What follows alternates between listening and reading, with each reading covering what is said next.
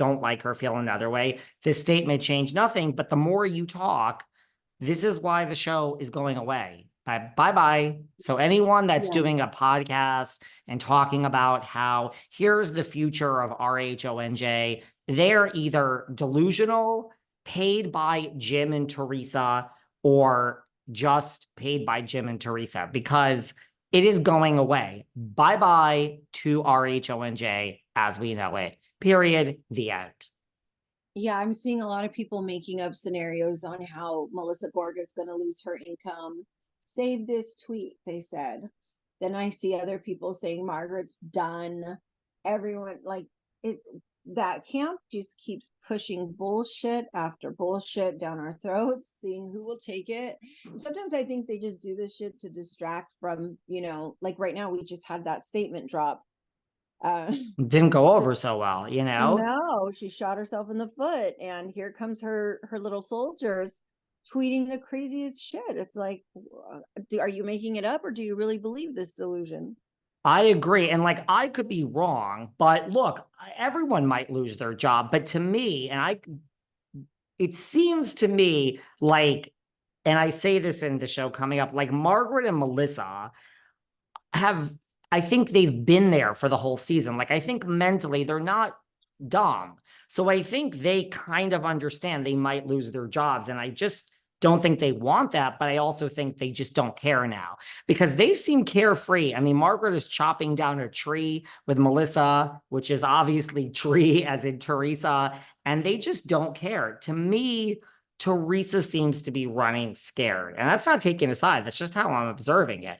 Like, I don't know if you saw this. She posted something on her social media today that says Heartbroken. And it's a picture of her and Louis. And it says click link. And if you click the link, it's the same article that's been out for 10 weeks that says that she's upset that she brought him into all this. She's like clickbaiting herself to try to get people to distract from this statement and the fact that this show is going away.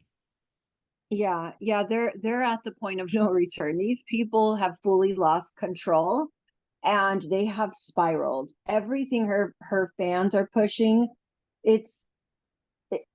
I can't even wrap my mind around it. I don't know who's like steering the car in that camp anymore, because it just seems like whoever is has a blindfold on, and it's crazy. I don't understand. I did also see a lot of her fans talking shit about how, oh, Teresa's calling for peace, and look at Rachel and Melissa. Look at their stories. Look how they're responding. They're continuing the toxicity. And I didn't even take it like that. You know how I took it? Just like how you said it, David. They're like, we don't give a fuck anymore. We're going to tell her in our own way, fuck you. You fooled nobody. We don't buy your BS. That was nothing but like a gaslighting statement, probably written by her husband. That's what I'm hearing, actually. It was not written by her. Let's No, for sure. just live in the real world here. And I This don't is the think real world. Jim Leonard would have never let her pull a stunt like that either, because he would have known it was going to make things worse. So I have a gut feeling, and if I want to believe what is going on within the camp, if what the rumors are, that are circulating about that camp is true, is that it was Louis who wrote it. But Jim Leonard, I don't think had anything to do with that. Somebody advised her to put that statement out, and I'm shook that she accepted it. And Louis probably wrote it because it wasn't her, and I don't think Gia would have, because they probably would have said, no, we're not doing this. And she did it. She did it without Bravo's knowledge, and it just made things worse. She literally blamed the people Andy just said, that he loves dearly, which are the fans. She blamed toxic fans. And again, like with Jennifer, blaming the fans on Watch What Happens Live for the toxicity. If the fans became toxic in any of this, it was because they turned it toxic. We were working behind the scenes for them, to help them thrive on the show with whatever shit narrative they wanted to conjure up. It became toxic because of them. So, And no, I agree. And I do say that on my other episode too, coming up. It's like putting the cart before the horse. I also think, like a lot of people say to me, like, that I'm taking sides and, Margaret works with bloggers and will you have those bloggers on?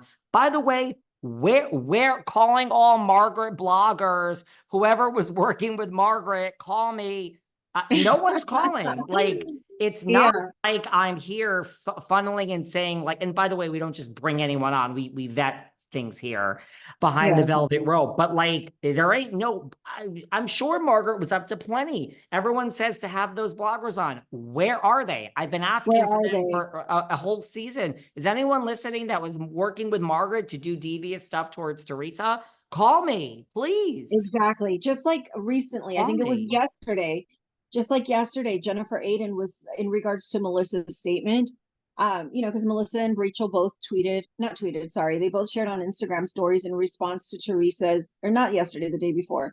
They responded to Teresa's statement in their own way. And then there was Jennifer Aiden under one of someone's Instagram comment, and she was like pot meet kettle or kettle black or I saw that.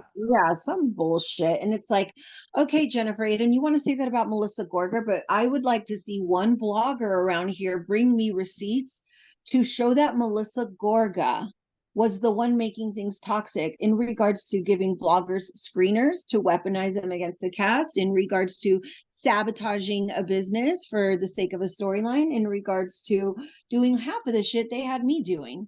Not one, like you said, not one receipt exists from any blogger.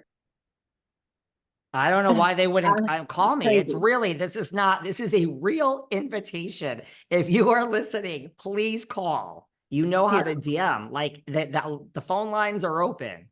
Hello. We'll be here all weekend. I mean, yeah, I think that, I like just like to a different extent, like Dorinda, Lisa Rinna, I think Teresa overplayed her hand. I Yes. do. I think it's over. Just like those people, they were lesser housewives per se, even though they were greats. It wasn't a 14-year run. Like they have a bigger problem because they Bravo created this, they created this. They put all the power in one person. There's no other Yeah. franchise like this. And I really don't know. I don't know if it's a reboot, but it's going to be a long period here Yeah. Changes if are coming for that. sure. Yeah. Right. So Changes. I just think at this point, when you're talking about the future of New Jersey and you're doing podcasts that here's what we predict, people are full of shit if they have a guaranteed Teresa on the board and that we're going to start filming in September. I mean, you're delusional. I don't even think Delusional. I don't even think the network right at this moment knows what they're doing. So for No. people to be tweeting that, this one's gone or that one just lost a salary, it's crazy. And I Crazy. think it's really far, far. I mean, Andy said he used the word rebrand, which could mean a Yeah. lot of things, sure. But that he said, we're going to take our time. Like it's over. And by the way, every time I post these videos on YouTube, and I mean, the comments are, we can't wait. People cannot wait for this to be over this season. Like for everyone Yes. who's going to like just dredge through this week with me,